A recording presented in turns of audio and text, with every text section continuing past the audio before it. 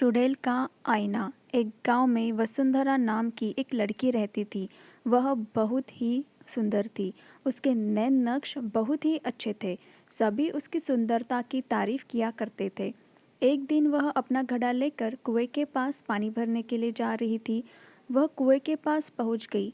वह पानी भर रही थी, तभी उसके मुंह में एक रोशनी चमक गई। रोशनी किसी आईने से परावर्तित होकर उसके मुंह से टकरा रही थी। उसने सोचा, जरूर यह किसी न किसी की शरारत है। उसने अपना घड़ा भर लिया। जब उसने आसपास देखा तो उसको कोई भी नहीं दिखा। वह हैरान हो गई। तभी उसने अगल बगल देखा।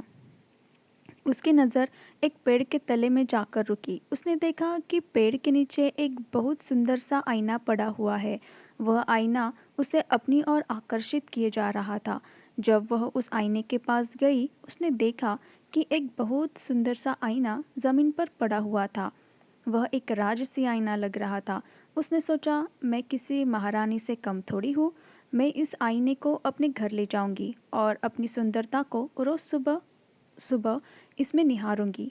यह सोचकर उसने आईना उठा लिया और उसमें अपना चेहरा देखने लगी। जैसे ही अपनी शक्ल उसने आईने में देखी, आईने में अपने चेहरे की जगह उसे एक चुड़ैल दिखी।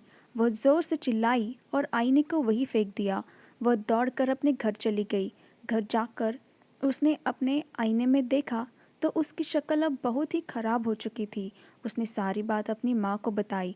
जब यह बात उसकी माँ को पता चली तो वह भी उस आईने के पास गई और उसने उस आईने को तोड़ने की कोशिश की, लेकिन वह असफल रही और फिर उसके सामने एक चुड़ैल प्रकट हो गई।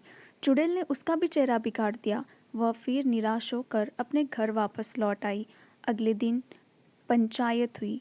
वहाँ पाया गया कि न केवल वसुंधरा और उसकी माँ का, बल्कि कई और महिलाओं के साथ भी यह घटना घट चुकी है। सरपंच जी थोड़े समझदार थे। उन्होंने एक योजना बनाई। योजना के अनुसार दो महिलाएं उस आईने के पास गई और जोर जोर से बोलने लगी, वह चुड़ैल अकेली आ रही महिलाओं को ही परेशान करती है, हमारे सामने आए तो बात बने। उनकी आवाज़ सुनकर चुड़ैल भड़क उठी और जोर जोर से हवा चलने लगी और चुड़ैल उनके सामने प्रकट हुई।